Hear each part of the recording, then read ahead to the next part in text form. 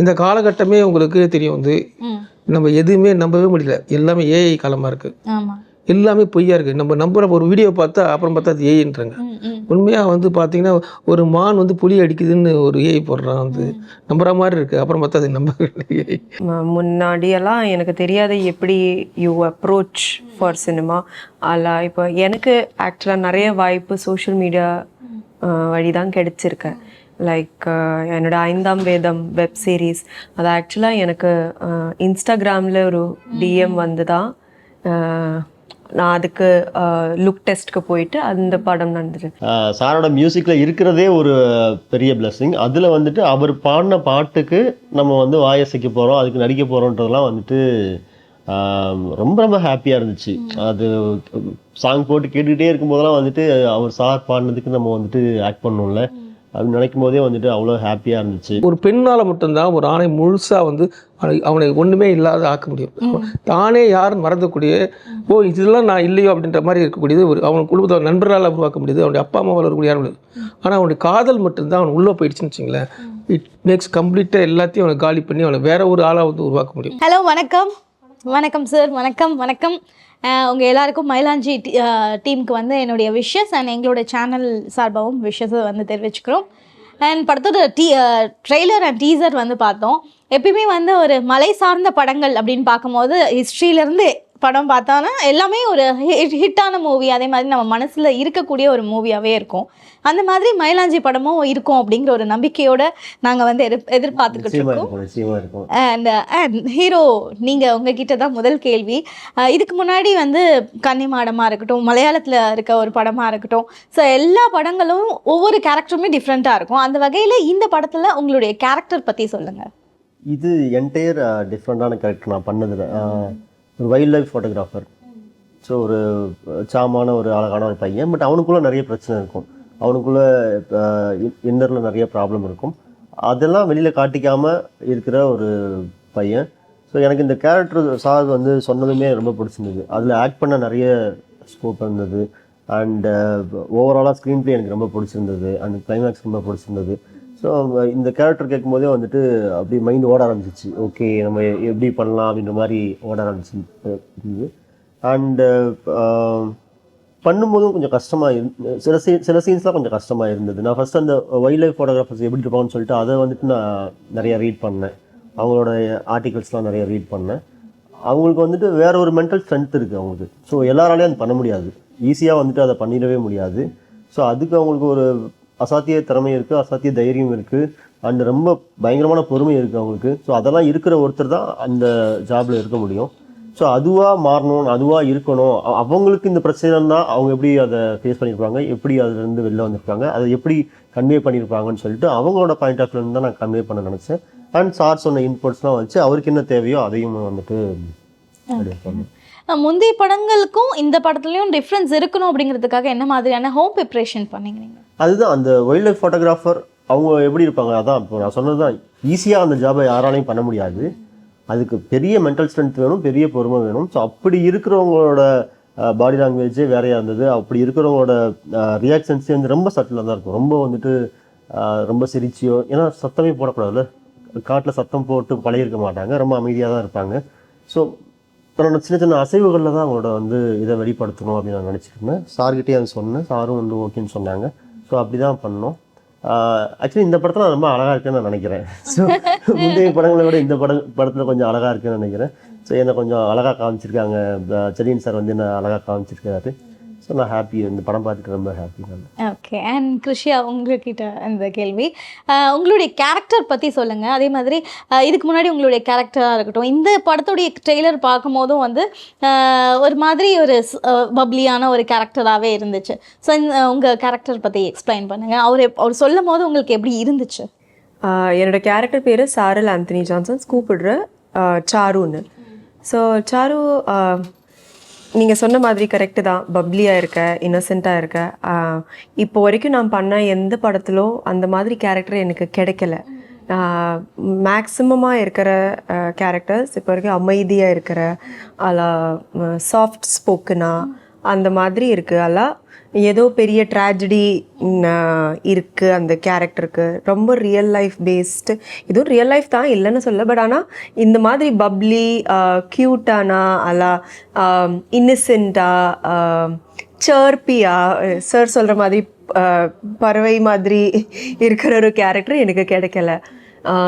So கேட்கும்போதே ஒரு excitement இருக்குது. பிகாஸ் ஆஸ் எ ஆக்டர் ஒரு புதுசாக ஒரு ஃப்ளேவர் ஆஃப் ஆக்டிங் நமக்கு எக்ஸ்ப்ளோர் பண்ணுறதுக்கு இருக்கும். அண்ட் அகெயின் ஸ்ரீராம் சொல்கிற மாதிரியும் நல்லா அழகாக காமிச்சிருக்காங்க. நல்ல நல்ல ட்ரெஸ்ஸு, நல்ல கலர்ஸ், பிரைட் கலர்ஸ், அந்த கேர்ள்ஸு, த சீனிக் பியூட்டி, ஒரு Anglo Indian character. So and அவரோட தாட் ப்ராசஸ் கூட ஒரு ஸ்மால் டவுன் கேர்ள். நான் இப்போ வரைக்கும் ப்ளே பண்ண எல்லா character, most of the characters ஒரு சிட்டி சப்ஜெக்டாக இருக்கும்.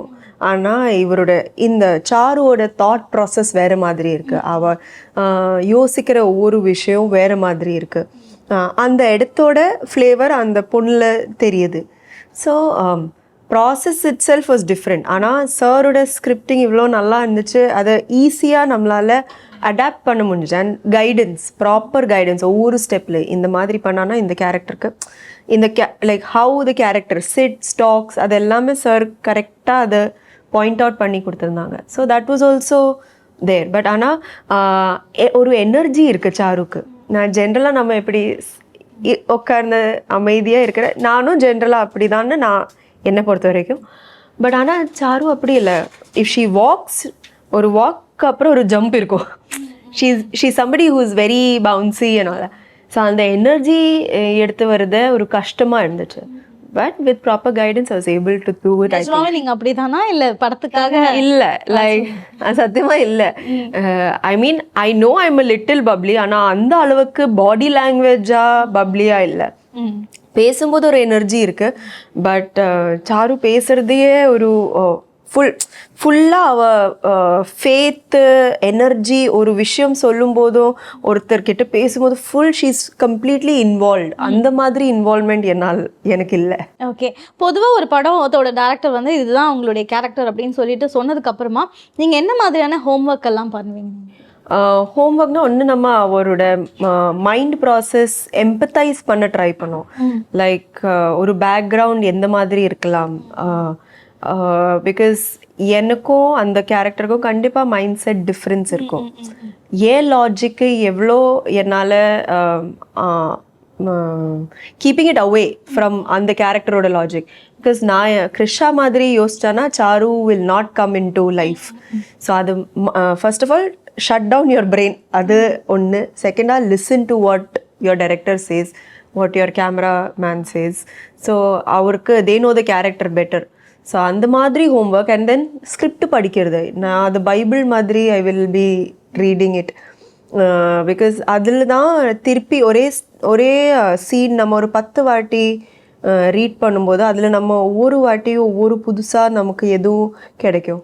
அண்ட் அதுக்கு மேலே நம்ம லொக்கேஷன் போகும்போது அது இனி ஆட் ஆகும். So it's always under construction இருக்கலாம் ஒரு கேரக்டர். ஓகே, இந்த படம் உங்களுக்கு கிடைச்ச வாய்ப்பு வந்து எப்படி? ஆக்சுவலாக ஸ்ரீராம் தான். நானும் ஸ்ரீராம் இதுக்கு முன்னாடி யுத்த காண்டம்னு சொல்லிட்டு ஒரு படம் பண்ணியிருந்தாங்க. ஸோ ஒரு one day he call me up. One day after 2 years, easily after யுத்த காண்டம் முடிஞ்சிட்டு 2 years, 1.5 2 years, he called up and he's like, ஒரு படம் இருக்குது, அதுக்கு ஹீரோயின் தேடிட்டு இருக்காங்க, நீங்கள் எங்கே இருக்கீங்க? So luckily I was in Chennai, வேற ஒரு படத்தோட ஷூட்காக. இப்போ நான் சொன்னேன் நான் சென்னையில் இருக்கேன். சரி மீட் பண்ண முடியுமா நாங்களும் director? Yes please. And they came, they met. And sir was very sure அது நீங்கள் தான் சாரு பண்ணால் நல்லாயிருக்கும். அதுக்கப்புறம் நான் கதை கேட்டேன். Even I liked it. There was a mutual liking towards the story and the concept of it. சரி பண்ணலான்னு அந்த மாதிரி. அதுக்கு முன்னாடி சார் ஒரு 50 ஹீரோயின் பார்த்துட்டாங்க. அது வேற தனி ஒரு கதையா இருக்கும். நிறைய பேர் பார்த்து யாருமே செட் ஆகல அவருக்கு. அவர் ஒரு மைண்ட்ல இப்படிதான் இருக்கணும் அந்த கேரக்டர் நினைச்சிருக்காரு போல. அது யாருமே செட் ஆகலை. ஆனால் நான் ஃபஸ்ட்டு ஃபோட்டோலாம் காமிச்சேன். அப்போ வந்து எல்லாரும் சொல்லுவாங்க, டீமில் எல்லாருமே வந்து ஹீரோயின் சொல்லும்போது நானும் வந்துட்டு நிறைய பேர் சொல்லும்போது இவங்க ஃபோட்டோஸும் காமிச்சேன். சார் சரியாக கவனிக்கலான்னு தெரில, அப்படி விட்டாச்சு. இதுக்கப்புறம் நிறைய அந்த ப்ராசஸ் போயிட்டே இருந்தது. ஷூட்டிங் போகணும், இன்னும் 20 நாளில் ஷூட்டிங் போகணும். ஆனால் ஹீரோயின் மட்டும் இல்லை. ஸோ அந்த டைமில் தான் வந்து இவங்க நடித்த கிளிப்பிங்ஸ்லாம் காமிச்சோன்னு சார் வந்து சூப்பர் ஓகே அப்படின்னு சொல்லி ஒரு ஃபோட்டோலேயே ஓகே பண்ணிட்டார். அதுக்கப்புறம் பார்த்துட்டு அப்புறம் உங்களை ஏன் ஓகே பண்ணாரு அதை கேட்டீங்க? என்ன ஏன் ஓகே பண்ணாரு அவரை தான் கேட்கணும். ஆக்சுவலி வந்து இப்போ நானும் சார் வந்துட்டு என்கிட்ட முன்னாடி ஒரு கதை சொல்லியிருந்தாங்க. நானும் சாரும் வந்துட்டு ஒரு 3 இயர்ஸாக ஃப்ரெண்ட்ஸு. இந்த படம் பண்ணுறதுக்கு 3 இயர்ஸ், படம் பண்ணுறதுக்கு முன்னாடி ஒரு 3 இயர்ஸாக ஃப்ரெண்ட்ஸாக இருந்தோம். அப்போது ஒரு கதையை கேட்டுட்டு இந்த கதை எனக்கு ரொம்ப பிடிக்கும். ஸ்டில் எனக்கு அந்த கதை ரொம்ப பிடிக்கும். அந்த கதைக்கு வந்துட்டு சரி சாரும் வந்து ஒரு ப்ரொடியூசர்லாம் பேசிகிட்டு இருந்தார். நானும் என் சைடில் அப்படியே ட்ரை பண்ணிகிட்டு இருந்தேன். ஸோ அது தள்ளி போயிட்டே இருந்தது. அப்புறம் சடனாக சார் இந்த படத்தோட ப்ரொடியூசர் அர்ஜுன் சாரை வந்துட்டு மீட் பண்ணோம். மீட் பண்ணிட்டு பேசும்போது அவருக்கு இந்த மயிலாஞ்சி கதை ரொம்ப பிடிச்சிருந்தது. ஸோ இந்த கதையை ஃபஸ்ட்டு பண்ணலாம் அப்படின்னு சொன்னார். ஸோ அப்படி நடந்தது தான் மயிலாஞ்சி. ஓகே சார், உங்ககிட்ட சார் இந்த படம் தான் நம்ம கதையாக வந்து டெவலப் பண்ண போகிறோம் அப்படின்ற ஒரு தாட் வந்திருக்கோம்ல, அது எதனால் வந்துச்சு சார்? சரி, நிறைய இன்டர்வியூவில் சொல்லிட்டோம். அதான் நான் வந்து உண்மை தானே சொல்ல முடியும், திரும்ப உங்களுக்காக நான் போய் சொல்ல முடியதில்ல. எல்லார்ட்டும் சொன்னது தான். ஏன்னா ப்ரொடியூசர் நம்பி சார் சொல்லி தான் ப்ரொடியூசரை நான் மீட் பண்ணும்போது அவர் ஒரு 4-5 கதைகள் கேட்டார் என்கிட்ட. அப்போ வந்து அவருக்கு எதுவுமே செட் ஆகலை. அப்புறம் வந்து ஒரு லவ் ஸ்டோரி இருந்தால் சொல்லுங்கள், நம்ம ட்ரை பண்ணலாம் அப்படின்னாரு. அப்போ நான் சொன்ன சில ஒரு கொஞ்சமாக தான் சொன்ன அவர்கிட்ட. அது அவருக்கு பிடிச்சி வச்சு இது டெவலப் பண்ணுங்க அப்படின்னாரு. அதுக்கப்புறம் நான் ஃபர்தராக வந்து டெவலப் பண்ணி திரும்ப அவர்கிட்ட சொன்னேன். அது ரொம்ப அவர் பிடிச்சி போய் அதுக்கப்புறம் திரும்ப நான் ஸ்ரீராம் கிட்ட வந்து இந்த கதை தான் அவருக்கு பிடிச்சிருக்குன்னு சொன்னேன். அப்புறம் அவரும் அதை ஒத்துக்கிட்டார். இதுக்கு நிறைய ப்ராசஸ், க்ரியேட்டிவ் ப்ராசஸ் நிறைய இருந்துச்சு. ஒவ்வொரு இடத்துலையும் நான் வந்து ரொம்ப ஹார்டாக ஒர்க் பண்ணிட்டு தான் இருந்துச்சு. எப்படி அந்த கதையை இன்னும் டெவலப் பண்ணி இவ்வளோ அந்த டயத்தில் சொல்லிட்டேன். ஆனால் அதுக்கப்புறம் அது வந்து ஒரு எல்லாருக்கும் பிடிக்கிற மாதிரி எனக்கும் ஒரு பிடிக்கிற மாதிரி ஒரு சிறந்த சினிமாவை உருவாக்குறதுக்கு நிறைய திரைக்கதையில் நிறைய வேலை செஞ்சு அது கொண்டு வந்து உருவாக்கணும்.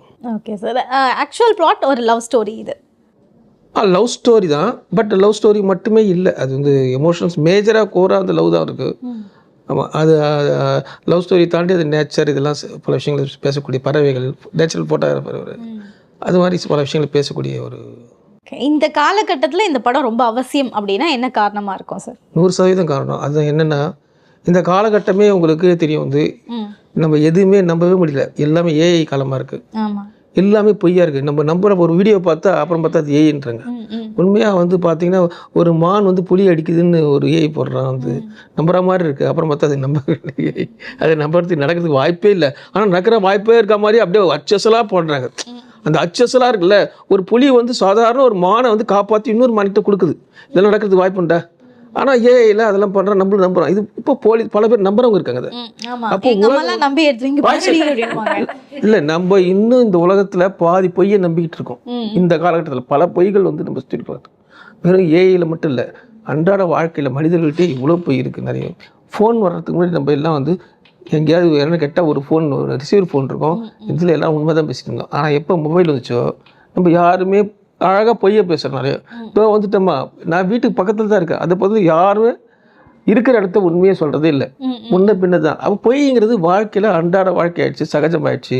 அது வந்து இப்போ இந்த காலகட்டத்தில் உண்மையான காதலையும் உண்மையான விஷயம் எப்படி இருக்குன்னு இந்த உலகத்துக்கு சொல்ல வேண்டியது கட்டாயம்.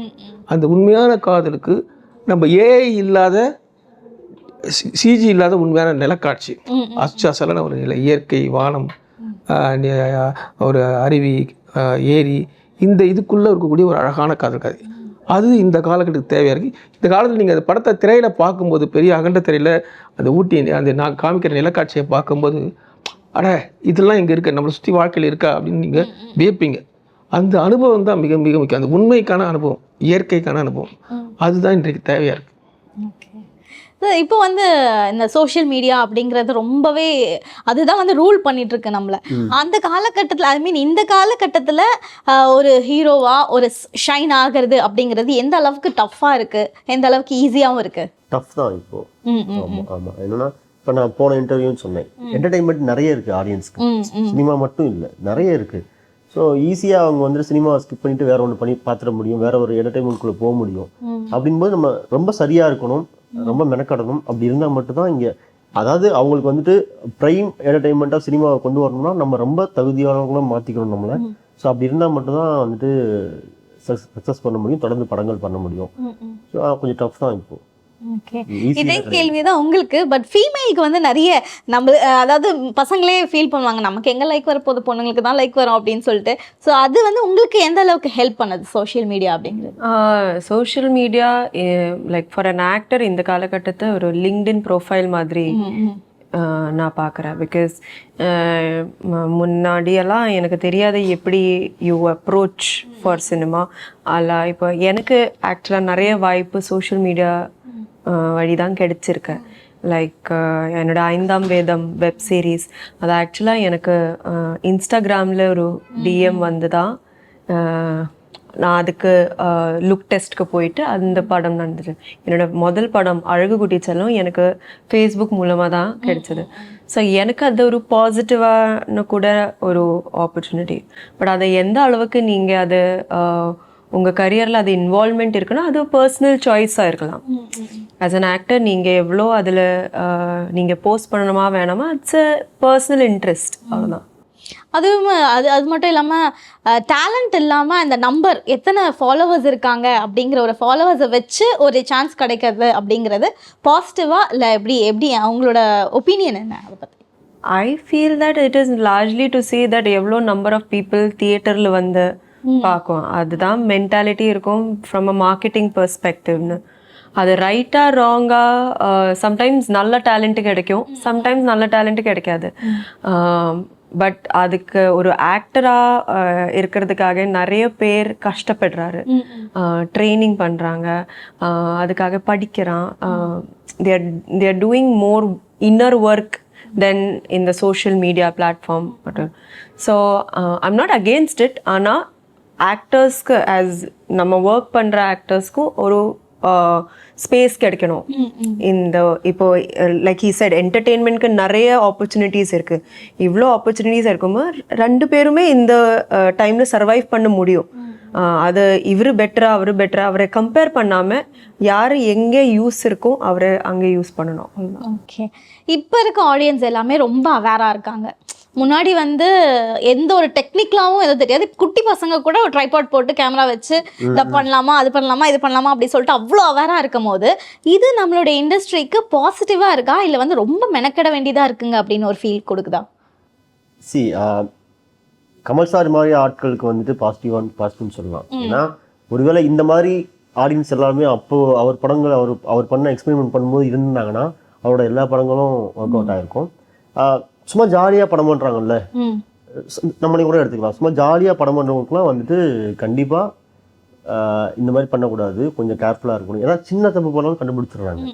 ஸோ ரொம்ப கேர்ஃபுல்லாக படம் பண்ணணும் அப்படின்றது வந்துட்டு நல்லது தான். பிகாஸ் எனக்கு அந்த மாதிரி தான் பிடிக்கும். ஒரு வேலை பண்ணால் ரொம்ப சரியாக பண்ணிடணும் அப்படின்ட்டு.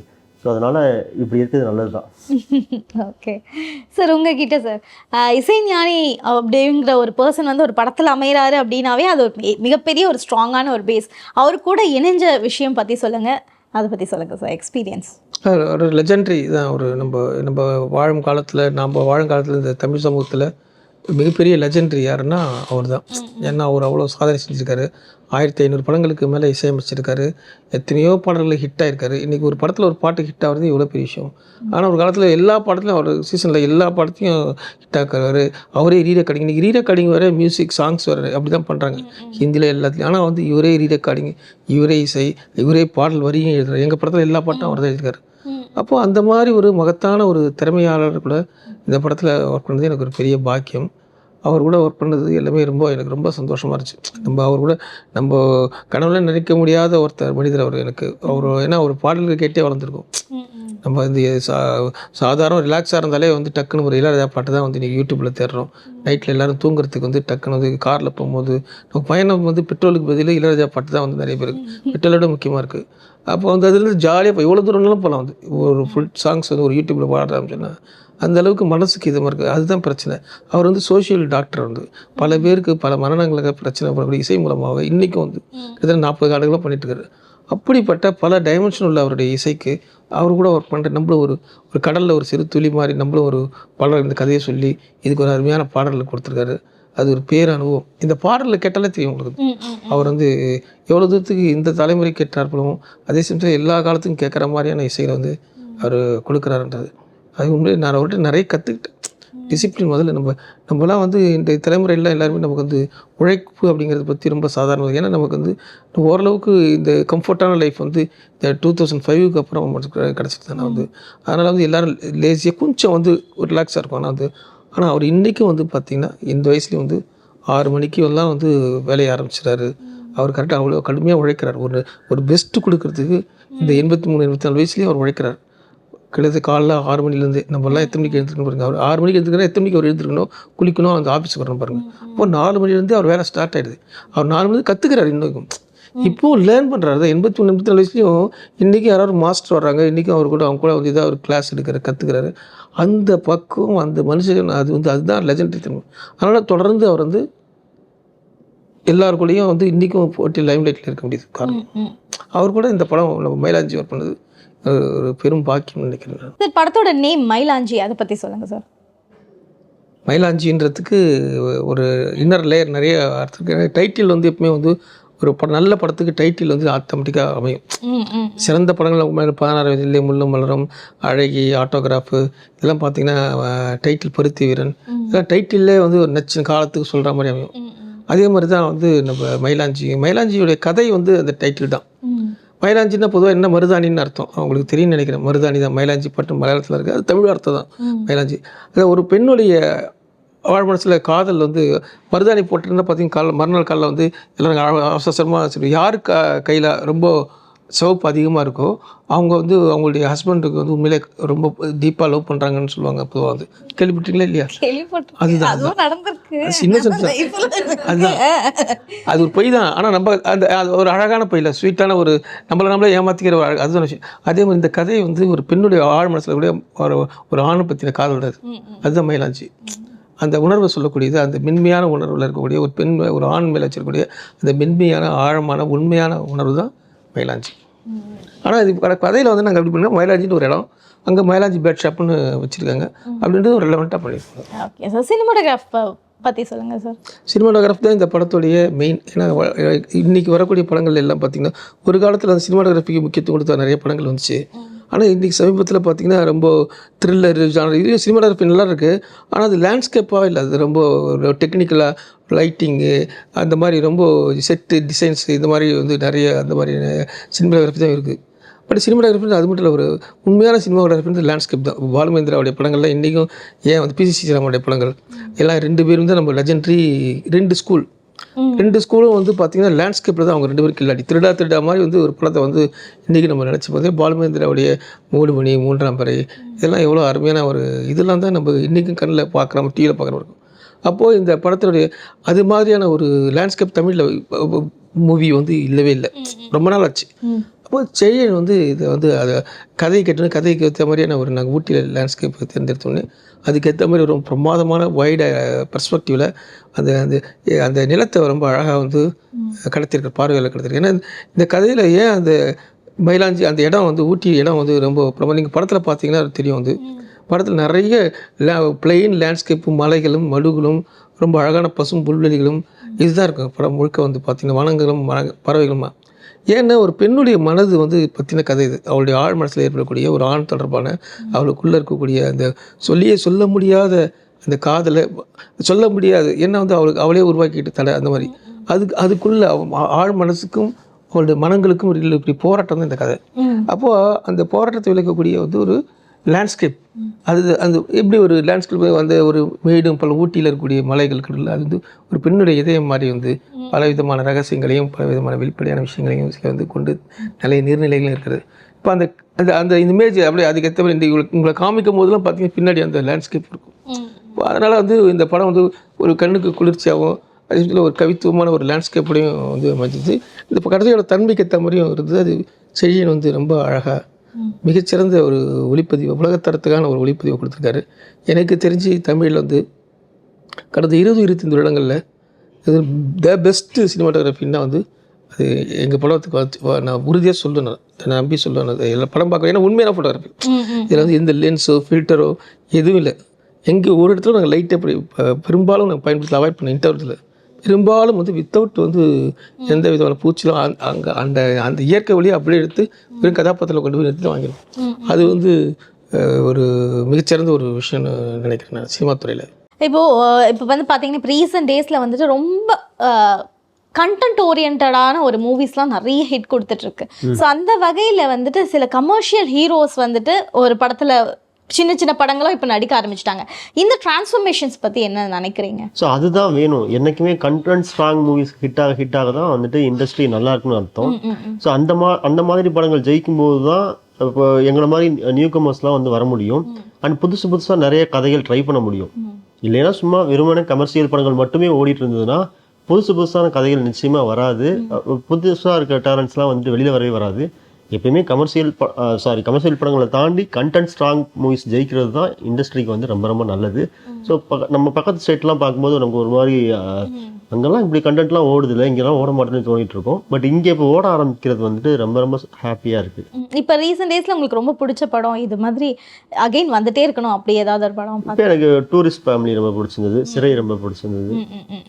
Okay ma'am. அண்ட் அடுத்து உங்களுடைய கெரியரில் இந்த மாதிரியான விஷயங்கள் பண்ணணும் அப்படின்னா என்னவா இருக்கும்? ஸ்ரீராம் கார்த்திக்கோட இது ஒரு ஸ்பெஷல், இதுக்கப்புறம் இதெல்லாம் பண்ணுவார் அப்படி எந்த வட்டத்துக்குள்ளேயும் போய் சிக்கிக்க வேண்டாம்னு தோணுது. எல்லா ஜானர்லையும் படம் பண்ணணும், கமர்ஷியல் படமும் பண்ணணும், கமர்ஷியலாக சக்ஸஸ் பண்ணணும், ஒரு தேட்டர் கலெக்ஷனாக பெருசாக ஒரு படம் பண்ணணும், அப்படி தான் ஆசை இருக்குது. ஸோ எதுக்குள்ளேயுமே சிக்கிக்காமல் அதாவது நம்ம உள்ளே போயிட்டா அதை 100% சரியாக பண்ணிடணும், நல்லா பண்ணணும் அப்படின்றது மட்டும்தான் மைண்டில் இருக்குது. மற்றபடி இதுதான் பண்ணணும் அதுதான் பண்ணணும் எதுவுமே இல்லை. நான் காமெடி படம் பண்ணணும்னு ஆசை, எனக்கு ஃபுல் காமெடி பண்ணணும் அப்படின்ற ஆசைலாம் இருக்குது. ஓகே. என் சார் கிட்ட சொன்ன மாதிரி இசை ஞானியோடைய ஒரு படத்தில் வந்து நம்ம ஒரு பங்காக இருக்கோம் அப்படிங்கிறது ரொம்ப ரொம்ப பெரிய விஷயம். ஸோ அதுக்கு வந்து நான் வாய் அசைச்சிருக்கேன் அப்படிங்கிற ஒரு சந்தோஷம் உங்களுக்கு எப்படி இருக்குது? அதை பற்றி சார்? அதை பற்றி தான் நிறைய பேசியிருக்கேன் நான். ஏன்னா சாரோட மியூசிக்கில் இருக்கிறதே ஒரு பெரிய பிளெஸ்ஸிங். அதில் வந்துட்டு அவர் பாடின பாட்டுக்கு நம்ம வந்து வாயசைக்க போகிறோம், அதுக்கு நடிக்க போகிறோன்றதெல்லாம் வந்துட்டு ரொம்ப ரொம்ப ஹாப்பியாக இருந்துச்சு. அது சாங் போட்டு கேட்டுக்கிட்டே இருக்கும்போதெல்லாம் வந்துட்டு அவர் சார் பாடினதுக்கு நம்ம வந்துட்டு ஆக்ட் பண்ணோம்ல அப்படின்னு நினைக்கும் போதே வந்துட்டு அவ்வளோ ஹாப்பியாக இருந்துச்சு. இதெல்லாம் காரணமாக இருந்த எங்கள் ப்ரொடியூசர், டைரக்டர், எங்கள் செலியன் சார், இந்த மாதிரி எல்லாருக்குமே நான் வந்து இப்போ தேங்க் பண்ணிக்கிறேன். எனக்குலாம் இது வந்து மிகப்பெரிய கொடுப்பினை இந்த படம். ஸோ பெரிய பிளெஸ்ஸிங்காக நான் ஃபீல் பண்ணுறேன். ஓகே.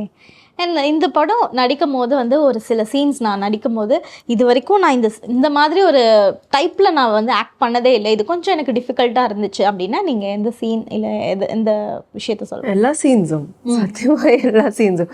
இப்போ நான் சொன்ன மாதிரி ஒரு வாக்கிங்காக இருக்கட்டும், அந்த வாக்கிங்கில் நிறைய வேரியேஷன்ஸ் இருக்குது இந்த கேரக்டருக்கு.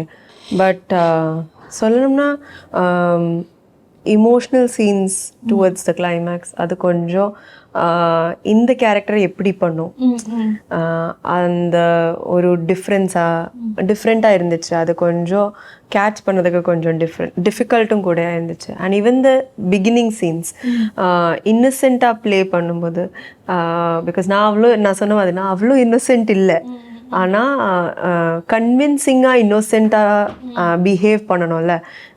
அது ஒரு ஜோக் மாதிரி தெரியாமல் யதார்த்தமாக ஒருத்தர் வந்து அது வந்து பலூன்னு சொன்னால் பலூன்னு லைக் நான் ஆமாம் அப்படியா, அதை கன்வின்சிங்காக எப்படி பண்ணணும், இட் வாஸ் ஆல் டிஃபிகல்ட். அது எல்லாமே எனக்கு ஒரு நம்ம சென்சிபிலிட்டி மாற்றி வச்சு அந்த கேரக்டரோட எம்பத்தைஸ் பண்ணி அவரோட சென்சிபிலிட்டி அண்டர்ஸ்டாண்ட் பண்ணுறது டிஃபிகல்ட் தான். ஓகே. இதில் என்ன மாதிரியான மேக் ஓவர்ஸ் இருந்துச்சு உங்களுக்கு?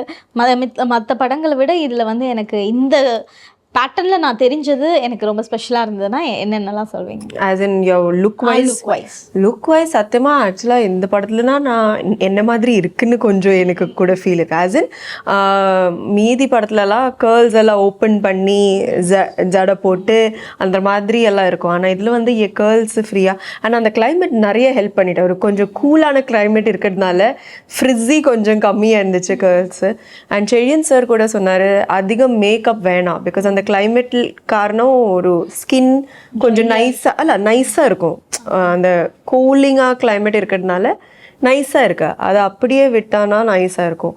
ஸோ ரொம்ப ஆனால் இருந்தாலும் இருக்கிறத படத்தில் மேக்ஸிமம் மேக்கப் போட்டது இதே தான், அந்த லைனராக இருக்கட்டும். பட் அதெல்லாம் போட்டு காஸ்டியூம்ஸ், இந்த மாதிரி காஸ்டியூம்ஸ் என் வார்ட்ரோபில் ஒன்று கூட இல்லை. இந்த கலர்ஸ், இந்த பிரைட் கலர்ஸ், இந்த ஃப்ளாரல் பேட்டர்ன் 3/4 ஸ்கர்ட்ஸ், இந்த படத்துக்கு அப்புறம் தான் நான் இந்த மாதிரி காஸ்டியூம்ஸும் என் பர்சனல் வார்ட்ரோபில் இருந்தால் நைஸாக இருக்கும்னு நான் யோசித்தேன். ஸோ அதெல்லாம் க்ரியேட்டிவ் டீமுக்கு தக்ஷா மேம் காஸ்டியூம் பண்ணாங்க. ஸோ அவங்களுக்கு ஃபுல் மார்க்ஸ் ஃபார் தட். உங்கள் கூட நடிச்ச ஆர்டிஸ்ட் பற்றி சொல்லுங்கள். சிங்கம்புலி சார் நடிச்சிருக்காங்க. ஆமாம், சிங்கமணி சார் வந்து செட்டில் இருந்தால் சிரிக்க வச்சுட்டே இருப்பார். அவர் கூட ஒர்க் பண்ணும்போது ஐயோ அவர் ஒரு 3 நாளில் முடிச்சுட்டு கிளம்பிடுவார், இன்னொரு 3-4 நாள் இருந்தால் நல்லா இருக்குமே அப்படின்ற மாதிரி தான் தோணும். ஸோ அவர் வந்துட்டு ஆன் ஸ்க்ரீன் சரி ஆஃப் ஸ்க்ரீன் சரி சிரிக்க வச்சுட்டே இருப்பார்ல, ஏதாவது ஒன்று சொல்லி சிரிக்க வச்சுட்டே இருப்பார். அவர் கூட தொடர்ந்து ஒர்க் பண்ணணும்னு தோணிகிட்டே இருக்கும். அண்ட் முனிஷ்காந்த் அண்ணா வந்துட்டு அவரும் நிறைய காமெடி பண்ணிகிட்டே இருப்பார். பட் ஆனால் அவர் ரொம்ப பயங்கர சின்சியரான ஒரு ஆக்டர், ரொம்ப சின்சியரான ஒரு ஆக்டர். அவர் வந்து சீனை வந்து இம்ப்ரோவைஸ் பண்ணிகிட்டே இருக்கணும், வந்துட்டு ஆடியன்ஸ் எப்படியாவது சிரிக்க வைக்கணும் அப்படின்னு நினச்சிட்டே இருப்பார். அண்ட் அவர் வந்துட்டு இப்போ இவ்வளோ படங்கள் பண்ணாலும் ஒரு ஃபேமுக்கு வந்தாச்சு, கொஞ்சம் அப்படியே ஜாலியாக ஃப்ரீயாக விடலாம். பட் ஆனால் அவர் வந்து ரொம்ப மெனக்கட்டுறாரு, இப்போவும் பெருசாக உழைப்பு போடுறாரு. எனக்கு ரொம்ப பிடிச்சிருந்தது அவங்க ரெண்டு பேர் கூடவே ஒர்க் பண்ணதில். ஸோ தொடர்ந்து அவங்க கூடலாம் ஒர்க் பண்ணணும்னு ஆசைப்பட்றேன். ஓகே, சார் கூட ஒர்க் பண்ண எக்ஸ்பீரியன்ஸ் சொல்லுங்கள். எவ்வளோ தூரம் அவர் ஃப்ரீயாக விட்டாரா, இல்லை என்னுடைய டேரக்ஷனில் நீ வாப்பா அப்படின்னு சொல்லி பிடிச்சி எடுத்து வச்சாரா? எந்த டேரக்டர்ஸுமே வந்துட்டு இல்லை, இப்போ நமக்கு சம் ஐடியாஸ் இருக்கும், அந்த ஐடியாஸை போய் அவங்கள்ட்ட நம்ம சொல்லுவோம், அது ரெண்டும் ஒத்துக்கிட்டா தான் வந்துட்டு அது நடக்கும். ஸோ அதனால் அவருக்கு நிறைய சாரோட ஐடியாஸ்க்கு தான் நம்ம பண்ணணும். சார் வந்து என்னவா இந்த கேரக்டர் வந்து அந்த கேரக்டர் ஆர்க்கு என்னவா இருந்துச்சோ அதுக்கு தான் நம்ம வந்து ஒர்க் பண்ணணும். ஸோ அதனால் அவர் என்ன சொன்னாரோ அதுதான். அப்போ அவர் தான் வந்துட்டு யோசிச்சிருப்பாரு அந்த கேரக்டர் இப்படி இருக்கணும்னு சொல்லிட்டு. ஸோ அவர் என்ன யோசிச்சாரோ, அவர் என்ன எழுதியிருந்தாரோ அதுக்கு தான் நம்ம பண்ணணும். சாரோட ஒர்க் பண்ணது வந்துட்டு ஒரு பெரிய எக்ஸ்பீரியன்ஸ். ஏன்னா அவர் வந்து ஒரு பெரிய ரைட்டர். அவரோட எழுத்துக்களுக்கு நம்ம வந்து நம்ம நடிப்பில் வந்துட்டு உயிர் கொடுக்குறோன்றது வந்துட்டு எனக்கு ரொம்ப சேலஞ்சிங்காக இருந்தது. பட் ரொம்ப கம்ஃபர்ட்டாகவும் இருந்தது. சார் கூட ஒர்க் பண்ணது வந்து ரொம்ப கம்ஃபர்ட்டாக இருந்தது. நிச்சயமாக நாங்கள் தொடர்ந்து படங்கள் பண்ணுவோம், ஃபியூச்சரில் கண்டிப்பாக பண்ணுவோம். சார், தேட்டர்லேருந்து ஆடியன்ஸ் போகும்போது இந்த படம் பார்த்துட்டு எந்த ஒரு ஃபீலில் போவாங்க சார்? ஒரு நல்ல உணர்வுகளில் போவாங்க. பாசிட்டிவே நம்ம வந்து அவங்களுக்கு வந்து 2 விஷயம் வந்து கண்டிப்பாக வந்து மனசில் இருந்தது. அவங்களுக்கு ஒன்று, அவங்க வந்து ஒரு அழகான காதல் கதை, ஒரு உணர்வுபூர்வமான காதல் கதை, அது ஒரு இசையும் ஒரு காட்சி உருவமாக கலந்த ஒரு மிகச்சிறந்த அனுபவமாக வந்து அது கொண்டு போவாங்க. 2வது வந்து அந்த விஷுவல் சம்திங் வந்து அந்த ஊட்டி வந்து இவ்வளோ தூரம் வந்து கண்டிப்பாக நீங்கள் நேராக போய் போல பார்க்க முடியுது. நீங்கள் நேராக போய் ஊட்டியை பார்த்தீங்கன்னா ரொம்ப கேவலமாக இருக்கும், அவ்வளோ தூரத்துக்கு. நானே கேட்கலாம், ஊட்டியில் நிறைய பில்டிங்ஸ் வந்துருச்சு. இப்போ கொடைக்கானல் வேற இடத்துல தான் கொஞ்சம் லேண்ட்ஸ்கேப்லாம். நீங்கள் இந்த இடத்துல நீங்கள் கண்ணில் வேற எங்கேயும் பார்க்க முடியாது. போனால் நினைக்க சுவிட்சர்லாந்து தான் போகணும். சார் இல்லை, ஊட்டினா நாங்கள் அங்கேருந்து ஒரு 30-40 கிலோமீட்டர்ஸ் ட்ராவல் பண்ணுவோம் டெய்லி. என்ன சார், இந்த டெய்லி ஒரு 30 கிலோமீட்டர் நாங்கள் ட்ராவல் பண்ணுவோம். நீங்கள் இந்த மாதிரி இடத்த நீங்கள் பார்க்கணுன்னா நீங்கள் இப்போ போய் நீங்கள் மற்ற எல்லா நேரத்துலையும் போய் பார்க்க முடியாது. எல்லாமே வறண்டு போய் நீங்கள் இவ்வளோ ஸ்மூத்தாக இவ்வளோ மணிமட்டம் பார்க்க முடியாது. அது குறிப்பிட்ட சீசனில் தான் வரும். நாங்கள் அதை கேப்சர் பண்ணி நீங்கள் எல்லா காலத்துலையும் பார்க்குற மாதிரியான ஒரு அனுபவத்தை கொடுத்துருவோம். அது நிச்சயம் உங்களுக்கு பேரனுபவமாக இருக்கும். இது இந்த படத்துடைய பெரிய ப்ளஸ் பார்த்திங்கன்னா, ஸ்டன்னிங்கான பெரிய விஷயம் வந்து விஷுவல்ஸ் தான். Spectacular visuals. அதுக்கு வந்து செய்யனுக்கு வந்து நான் மிகப்பெரிய ஒரு நன்றியை தெரிவிச்சுக்கிறேன். அதுதான் வந்து நீங்கள் இசையும் அதே மாதிரி இளையராஜா இசையும் அந்த காட்சி அமைப்பும் உங்களை மனசை விட்டு நீங்காத ஒரு பெரிய நல்ல அனுபவத்தை கண்டிப்பாக தரும். ஓகே, பாலு மகேந்திரா சார் தான் உங்களுக்கு குரு. ஆமாம், ஓகே.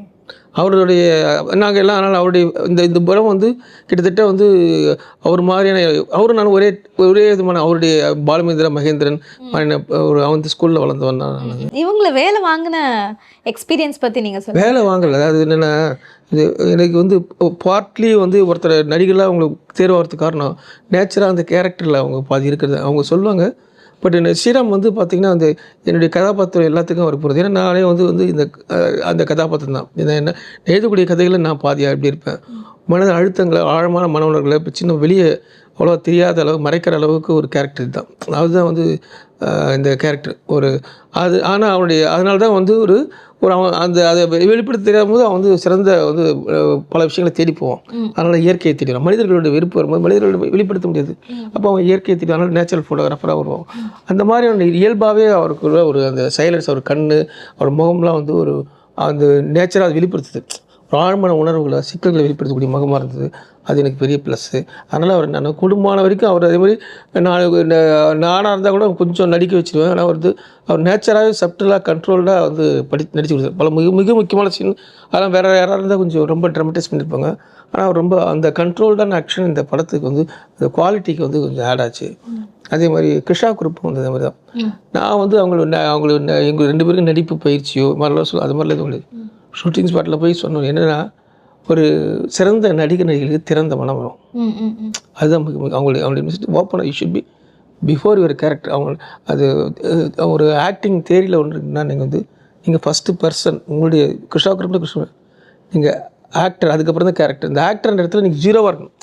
நீங்கள் எல்லாமே நீங்கள் ஒரு ஆக்டராக மாறும்போது உங்களுடைய கிருஷ்ணா குரூப்புன்ற ஆட்டோட்டெல்லாம் மறந்து உங்களுக்குள்ளே ஏகப்பட்ட கன்விக்ஷன் எதுவும் இருக்கலாம், அதெல்லாம் மறந்துட்டு என்கிட்ட கதையை அப்படியே ஃபுல்லாக ஒரு திறந்த பாத்திரம் மாதிரி உள்வாங்கும் போது தான் அது நேச்சராகவே கிருஷ்ணா கிட்டே இருந்தது. அதனால தான் நான் அந்த கேரக்டர் சொன்னோடனே சக்குன்னு அவங்க எடுத்துகிட்டு அதை அப்படியே ரெஃப்ளெக்ட் பண்ணாங்க. அது ரொம்ப அதை ஒரு சிறந்த நடிப்பை அவங்களால நான் எதிர்பார்த்ததை விட ஒரு சிறந்த பல இடங்கள்லாம் ரொம்ப நான் அப்படியே ரொம்ப சந்தோஷப்பட்டேன்னா அப்படியே பண்ணிட்டாங்களே அப்படின்ட்டு அந்தளவுக்கு ரொம்ப ரெண்டு பேருமே நடிப்புமே நான் எந்தெந்த இடத்துல இப்படிலாம் இருக்குன்னு நினச்சோம். பர்டிகுலராக கிளைமாக்ஸ்லேயும் சரி, அந்த பர்டிகுலராக ஒரு மிக முக்கியமான சீன் அதெல்லாம் ஸ்ரீராமோட நடிப்பு ரொம்ப ஒரு ஒரு மைல் ஸ்டோனான எனக்கு என்னுடைய படத்துக்கு நான் என்ன எதிர்பார்த்தனோ அது ரொம்ப நிறைவாகவும் ரொம்ப சிறப்பாகவும் அமைஞ்சது. காதல் அப்படின்னா என்ன சார்? உங்களுடைய லைஃப்லையா இருக்கட்டும், உங்களை பொறுத்த வரைக்கும் காதல்னா இதுதாங்க அப்படின்னா என்ன? இது வரைக்கும் நான் நிறைய இன்டர்வியூல காதல் ஒவ்வொருத்தரையும் ஒவ்வொரு மாதிரி சொல்லிட்டேன். பரவாயில்ல, இங்கே வேற மாதிரி ஏதாவது சொல்லுங்க கேட்போம். ஏன்னா காதல்ன்றது ஒவ்வொருத்தருடைய பர்சனல் தான். ஏன்னா ஒருத்தர் சொல்லுவாங்க நம்ம காதலிக்கவே மாட்டேன்னு சொல்லுவாங்க, அவங்களே காதல் வசப்படுவாங்க. அது இட்ஸ் மேஜிக். ஏன்னா அது ஒருத்தன் தான் முழுசாக சிதைகிற இடம் தான். ஒரு பெண்ணால் மட்டும்தான் ஒரு ஆணை முழுசாக அவனை ஒன்றுமே இல்லாத ஆக்க முடியும். தானே யாரும் மறந்தக்கூடிய இதெல்லாம் நான் இல்லையோ அப்படின்ற மாதிரி இருக்கக்கூடியது அவன் குடும்பத்தை நண்பர்களால் உருவாக்க முடியுது, அவனுடைய அப்பா அம்மாவால் இருக்கக்கூடிய முடியுது. ஆனால் அவனுடைய காதல் மட்டும்தான் அவன் உள்ளே போயிடுச்சுன்னு வச்சுங்களேன், இட் மேக்ஸ் கம்ப்ளீட்டாக எல்லாத்தையும் அவனை காலி பண்ணி அவனை வேற ஒரு ஆளாக உருவாக்க முடியும். அப்போ அதுதான் காதல் எனக்கு தெரிஞ்சு அது அவனுடைய ஒரு காதல்ங்கிறது முழுசாக ஒரு பெண்ணையோ நம்ம ஏற்றுக்கிறது, அவளுக்காக நம்ம முழுசாக சரண்டர் ஆகிறது. அதுதான். உங்களுக்கும் அதே கேள்வி தான், சொல்லுங்க. அதான் அது mutual understand, mutual trust, unconditional love. So இதுதான் இந்த மூணும் இருக்கணும்னு சொல்லிட்டு நான் எதிர்பார்ப்பேன். இதுதான் லவ் நான் நினைக்கிறேன். ஸோ எந்த எதிர்பார்ப்புமே இல்லாமல் அன்பு செலுத்தணும், என்ன நடந்தாலும் ஒன்றா இருக்கணும் அப்படின்றதான் என்னோட. கிருஷ்ணாவோட ஃபேன்ஸ்லாம் எதிர்பார்ப்பாங்க, நீங்களும் சொல்லிடுங்க. எனக்கு ஆக்செப்ட் அண்ட் ரெஸ்பெக்ட். நான் எப்படி இருக்க அப்படி அக்செப்ட் பண்ணணும். அண்ட் நான் என்னில் வரப்போது சேஞ்சு அதை ரெஸ்பெக்ட் பண்ணணும். அதுதான் காதல். லைக் ஒருத்தர் இதே மாதிரி இருக்கணும்னு அவசியம் இல்லை. அல்ல மாறும்போது நீங்கள் ஏன் மாறிட்டீங்க அது கூட கேட்கக்கூடாது. நம்ம ஒவ்வொரு காலத்தில் ஒரு மாதிரி இருக்கும். அந்த எல்லா வேர்ஷனும் ஒருத்தரோட அக்செப்ட் பண்ணுறது தான் காதல். சார், இயக்குனர் வெற்றிமாறன் வழங்கும் அப்படின்னு சொல்லிட்டு போட்டிருக்கு. ஸோ வெற்றிமாறன் சாருடைய பாட்டு இந்த படத்தில் என்னவா இருந்தது? நிச்சயம் இன்னைக்கு தமிழ் இண்டஸ்ட்ரிக்கு வெற்றிமாறன்ற பெயர் மிகப்பெரிய எனர்ஜி ஏன்னா ஒவ்வொரு காலத்தில் ஒவ்வொரு டைரக்டர் ரூல் பண்ணுவாங்க. இன்றைக்கி வெற்றிமாறன்ற பெயர் தான் இண்டஸ்ட்ரியை ரூல் பண்ணக்கூடியவர். அவருடைய படங்கள் தொடர்ந்து வெற்றி பெற்ற படங்கள் மட்டும் இல்லாமல் தரமான ஆடியன்ஸை, தரமான படத்தை உருவாக்கி எல்லா இந்தியா முழுக்க அவர் பெயர் பிரகாசமான ஒரு பெயர் வெற்றி விடுவார். அவர் எனக்கு நண்பர். நாங்கள் ரெண்டு பேரும் பாலுமேந்திராவுடைய சிஷ்யர்களாக இருந்தாலும் நான் மானசீக சிஷ்யன், அவர் நேடி சிஷ்யன். அவர் படத்தில் ஒர்க் பண்ணுறாரு. நான் பாலுமேந்திரா பார்க்க நான் அவர் செய்யாத ஒன்று நான் செஞ்சேன். அது என்னென்னா, அவர் பாலுமேந்திரா சார் இருந்தோடனே அவர் பேரில் நான் ஒரு நூலகம் ஆரம்பித்தேன். ஸோ அவர் அதுக்காக நிறைய அப்புறம் அவர் நாங்கள்லாம் செய்யாத ஒன்று நீங்கள் பண்ணிட்டீங்க அப்படின்னு சொல்லிட்டு அவர் அதுக்கு பார்ட் எடுத்துக்கிட்டு அவர் ஒரு பெரிய ஒரு ஃப்ளாட்லாம் கொடுத்து எனக்கு நிறைய சப்போர்ட் பண்ணார். நிறைய அந்த லைப்ரரியில் நிறைய செஞ்சு கொடுத்தாரு. அவர் தான் கிட்டத்தட்ட அவருடைய ஃப்ளாட்டில் தான் நாங்கள் இப்போ லைப்ரரி நடத்துகிறோம். இப்படி இது மட்டும் இல்லாமல் அவருக்கு எனக்கு நிறைய ரசனைகள் தொடர்பாக வேர்ல்டு சினிமா, இன்டர்நேஷ்னல் சினிமாஸ் நாங்கள் பர்சனாக கிட்டத்தட்ட மணிக்கணக்கில் அதை பேசுவோம். அவர் மூலமாக நான் நிறைய தெரிஞ்சுக்கிட்டது. அதே மாதிரி அவர் படங்களை பற்றி நான் நிறைய ஒரு ரிவ்யூ சொல்கிறது அவர் ரொம்ப ரசிப்பார். அப்படி நாங்கள் எல்லோரும் ஒரே ஸ்கூல் ஆஃப் தாட் அப்படின்றதால நாங்கள் அப்படியே இருந்தோம். அப்போ நான் இந்த படம் நான் அவருடைய ப்ரொடக்ஷனில் நான் ஒரு டைரக்ட் பண்ணுற மாதிரி இருந்துச்சு ஒரு சீசனில். அப்போது அந்த குறிப்பிட்ட நடிகர் அது கதை அவருக்கு நம்ம அப்பாயின் பண்ணி சொல்ல முடியல. அவர் அதனால் அது அமையாது போயிடுச்சு. அதனால் எப்போவாது ஒரு தடவை நம்ம ஏன்னா அவருடைய அசிஸ்டன்ஸும் ஜாஸ்தி, நிறைய பேர் அவங்களாம் அடுத்த படம் பேர் வெயிட்டிங்கில் இருந்தாங்க. அதனால் அந்த இடத்துல நம்ம எனக்கும் நான் ரொம்ப நாள் காத்திருக்க வேண்டியதாக இருக்கும் அப்படின்றதால பார்த்துருக்கும்போது தான் இப்போ ஸ்ரீராம் மூலமாக எனக்கு இந்த படம் வந்துச்சு. அப்புறம் நான் அப்பயே சொன்னார் அவருக்கு முழுசாக இந்த கதையும் ஓரளவுக்கு சொல்லியிருக்கேன். நான் அவர்கிட்ட தெரியும் கதை அவருக்கு பிடிச்சது கதை வருது. அதுக்கப்புறம் நான் தயாரிப்பாளர்கிட்டையும் ஒரு தடவை படம்லாம் முடிஞ்சதுக்கப்புறம் ஒரு தடவை தயாரிப்பாளர் பார்க்கணுன்னார். ஏன்னா ஒரு லெஜெண்டரி டைரக்டர் போய் நம்ம இது மாதிரி முடிஞ்சிச்சுன்னு சொல்லுவோம். ஏன்னா அவருக்கு அவர் மூலமாக ஏதாவது நம்ம நடக்கிறன்னு பார்ப்போம்னு சொல்லிட்டு நான் சொல்லிட்டேன். அவர் நம்ம போய் பார்ப்போம், அவர் என்ன எதுவும் நம்ம கேட்க வேணாம் அப்படின்னு. அதே மாதிரி நாங்கள் போன உடனே அவரும் ஒரு ஸ்டுடியோவில் இருந்தார். நாங்கள் பார்க்க வந்திருக்குன்னு சொன்னேன். சரி வாங்க அப்படின்னு சொல்லிட்டு எல்லோரும் ஃபோட்டோலாம் எடுத்தோம். அப்புறம் என்ன பண்ண போகிறீங்க, படம் முடிஞ்சிச்சு என்ன பண்ணலாம் அப்படின்னு. அதான் சார் பிஸ்னஸ், புது நடிகர்கள், நாங்கள் புது தயாரிப்பாளர் அப்படின்னு சொல்லிகிட்டே இருக்கும்போது டக்குன்னு ஒரு சொல்கிறார், நீங்கள் என்னுடைய கம்பெனி நேம் பயன்படுத்திக்கங்க, கிராஸ் ரூட் ப்ரெசன்ஸ்ட்டு, அது உங்களுக்கு பெரிய ப்ளஸ்ஸாக இருக்கும் நீங்கள் ஓடிடிலாம் போகும்போது அப்படின்னு ரொம்ப சொன்னார். அப்படி தான் வந்துச்சு. அவர் கதையை கேட்கல, எதுவுமே கேட்கல. இதுக்கு இது வழக்கமாக இதில் பர்சன்டேஜ் இதெல்லாம் பேசுவாங்க. அது மாதிரிலாம் இதுவும் அவருக்கு தயாரிப்பாளர் கேட்டேன், என்ன சார் அஜயன் பாலாவுக்காக நான் எதுவெல்லாம் செய்ய தயாராக இருக்கேன், இது ஒரு சின்ன விஷயம் தான் அப்படின்ற மாதிரி. சச் ஜெனரஸ் அவர். அந்த வேர்டு ஒரு பெரிய விஷயம். என் லைஃப்பில் கிடச்ச கிஃப்ட்டில் சில பேர் செழியன், வெற்றிமாறன், இவங்கெல்லாம் என்னுடைய ஏஎல் விஜய், இவங்கெல்லாம் எனக்கு கிஃப்டட், மிஷ்கின், இவங்க 4 பேரும் என் லைஃப்பில் ஏதோ ஒரு விதத்தில் சீன ராமசாமி இவங்களோட எல்லாமே அங்கெல்லாம் ஒரே ஸ்கூலு ஒரே இதுவும் அவ்வளோதான். எல்லாருமே ஏதோ விதத்தில் எனக்கு சப்போர்ட் பண்ணியிருக்காங்க. அதில் வெற்றிமாறன் ஒரு வெரி வெரி இம்பார்ட்டன்ட். அவர் கொடுத்து இதை சஜஸ்ட் பண்ணார். அதுக்கப்புறம் அவருக்கு பர்சனலாக நடந்த விஷயங்கள், இந்த கிராஸ் ரூட் கம்பெனி அவர் திடீர்னு ஷட் டவுன் பண்ணிட்டாருன்னு சொல்லிட்டாரு. அப்போ நாங்களும் ஷட் ஆகிட்டோம். என்னடா நம்மளுக்கு கொடுக்குறேன்னு சொன்னார், இப்போ இப்படி ஆகிடுச்சே அப்படின்னு சொல்லிட்டு இருக்கும்போது திரும்ப அவர்கிட்ட கேட்டேன். அது பரவாயில்ல, அது என்னுடைய பர்சனல் தான், எனக்கு நான் சாரி, நீங்கள் என்னுடைய பேரை ஸ்ட்ரெயிட்டாக போட்டுங்க, ஏற்கனவே வெற்றிமாறன் போட்டுங்க, அது ஒன்றும் இஷ்யூஸு, வெற்றிமாறன் அவர் தான் அப்புறம் தான் சஜஸ்ட் பண்ணார். அதுக்கப்புறம் அது எங்களுக்கு பெரிய ப்ளஸ் ஆச்சு. இன்றைக்கி இந்த ப்ராஜெக்ட் நிறைய மக்கள்கிட்ட கொண்டு போகும்போது அது ஒரு பெரிய ஒரு அடையாளமாக எங்களுக்கு இருக்கிறது. அது ஒரு பெரிய ப்ளஸ் தான். அதான் ஒரு ஃப்ரெண்ட்ஷிப் தான். இந்த இண்டஸ்ட்ரியில் நான் கற்றுக்கிட்டது என்னென்னா, இந்த படம் இதை பார்க்குற எல்லாருக்கும் ஒரு முக்கியமான விஷயம், நீங்கள் எப்போவுமே ஒரு விஷயத்தை நீங்கள் ட்ரூவாக ஒருத்தர் நம்பினீங்கன்னா, you have to be 100% truth. 100% அவரை நம்பணும். நான் அப்படி தான் என்னுடைய நண்பர்கள் எல்லாரையும் நான் அவங்க எப்படி இருந்தாலும் நான் அவங்கள நான் 100% அவங்க மேலே நம்பிக்கை வச்சுருவேன். அந்த நம்பிக்கை ஒரு நாள் வீண் பண்ணதே இல்லை. அது என்ன, அந்த நட்பு தான் என்ன இன்றைக்கு வரைக்கும் காப்பாற்றிருக்கு. எல்லாருமே எல்லாத்தையும் உடனே செஞ்சிட முடியாது. அவங்க செய்யணும்னு நினச்சாலும் உடனே செஞ்சிட முடியாது. நானும் ஏஎல் விஜயும் படம் பண்ணணும்னு நினச்சோம், செய்ய முடியாது. அதுக்கு 1008 காரணங்கள், ஸ்ட்ரெயிட்டாக ஒரு சிங்கிள் காரணத்தில் சொல்ல முடியாது. அதே மாதிரி அது அமையும் போது இட் ஹேப்பன்ஸ். அது அமையலைன்றதுக்காக நம்ம உடனே அந்த நம்பிக்கையை விட்டுறக்கூடாது. அதுதான் நான் இந்த இண்டஸ்ட்ரியில் நான் கற்றுக்கிட்டது. என்னுடைய வளர்ச்சிக்கு இவங்க எல்லோரும் எனக்கு உதவுறதுக்கு காரணம் அதுதான். மிஷ்கின் கூட பார்த்திங்கன்னா ஆடியோ ஃபங்க்ஷன்லாம் ஜஸ்ட்டு கூப்பிட்டுன்னு பூஜைக்கெலாம் என்னை பற்றி மணிக்கணக்கான ஒரு 15-20 வருஷம் ஆகிடுச்சு நான் பார்த்து. அவர் சித்திரம் பேசல் நடித்தேன், அதுக்கப்புறம் பார்க்கவே இல்லை நான். பட் ஆனால் நான் கூப்பிட்டவொடனே எல்லா நிகழ்ச்சிக்கும் சப்போர்ட் பண்ணார். இதுதான் நான் சம்பாதிச்ச சொத்து. நான் சினிமாவில் சம்பாதிச்ச சொத்து இந்த நண்பர்கள் தான். Nice sir. அண்ட் சார் உங்ககிட்ட இப்போது அப்போலேருந்து பார்த்தீங்கன்னா ஒரு படமாக இருக்கட்டும் எதாக இருந்தாலும் ரிவ்யூஸ் அப்படிங்கிறது வரும். பட் ட்ரால் அந்த டைமில் இப்போ கிடையாது. இப்போ ரீசெண்டாக தான் அந்த ட்ரால்ஸ் அப்படிங்கிறதே வந்திருக்கு. ஸோ ஒரு விஷயம் பண்ணும் போதோ இல்லை ஒரு பர்டிகுலரான ஒரு விஷயம் ஒரு ஹேப்பனிங் நடந்திருக்கு அப்படின்னாலும் அதை ரிவ்யூவாக இருக்கட்டும் ட்ராலாக இருக்கட்டும் அதை நம்ம எப்படி எடுத்துக்கணும்? ட்ரால்னால நிறைய பேர் பாதிக்கப்பட்டிருக்காங்க. நிறைய பேரை காலி பண்ணிட்டாங்க ட்ரால் பண்ணி. ஸோ அதை அதுதான் நீங்கள் சக்ஸஸையும் மைண்டில் ஏற்றிக்காமல் க்ரிட்டிசைஸ் பண்ணுறதையும் மைண்டில் ஏற்றிக்காமல் நியூட்ரலாக இருக்க பழகிட்டோன்னா நம்ம அப்படியே சக்சீட் ஆகிடலாம். இல்லைன்னா எதையாவது ஒன்று மைண்டில் சக்ஸஸையும் பெருசாக மைண்டில் ஏற்றி அவங்க தான் நம்ம நல்லா இருக்குன்னு கொண்டாட போகிறாங்க. மீம்ஸ் போடுற ட்ரால் பண்ணுற அவங்க தான், நல்லா இருக்குன்னு சொல்கிறவங்களும் அவங்க தான். அதையும் பெருசாக எடுத்துக்காமல் ட்ரால் பண்ணுறதையும் பெருசாக எடுத்துக்காமல் நியூட்ரலாக இருந்துட்டோன்னா அப்படியே லைஃப்பை ஓட்டிடலாம். ஓகே சார், உங்ககிட்ட இந்த கேள்வி, ஒரு படம் பாசிட்டிவான ஒரு ஹிட் ஆயிடுச்சு அப்படின்னா அதுக்கு யார் பொறுப்பு? ஒருவேளை ஒரு படம் ஃப்ளாப் ஆச்சுன்னா அதுக்கு யார் பொறுப்பு? ஆடியன்ஸ் தான். அவங்க ரசித்தா அவங்களுக்கு ஏற்றுக்கிட்டாங்கன்னா அந்த படம் ஹிட்டு. அவங்களுக்கு பிடிக்கலன்னா அது ஃபெயில். ஆனால் அவங்களுக்கு பிடிக்கலன்றதுக்காக ஒரு படம் மோசமான படமோ தப்பான படமோ ஆகிடுது.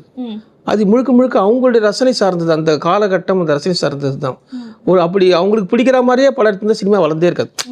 ஒரே எம்ஜிஆர் சிவாஜி படங்களாக தான் இருந்திருக்கும். ஒவ்வொரு காலகட்டத்துக்கும் ரசனை மாறும். அப்போ புதிய ஸ்டெப்ஸ் எடுத்துக்கிட்டே தான் இருக்கணும். நம்ம அது அவங்களுக்கு பிடிக்குதுன்றதை பற்றி நம்ம கவலைப்படாது. அவங்க பிடிக்குன்றது நம்ம அந்த பிடிக்கிற வகையில் நம்ம சொல்லும்போது நிச்சயம் அந்த படம் வெற்றி பெறும். அது கண்டிப்பாக மக்கள் அதுக்கு அடுத்து மாறிக்குவாங்க.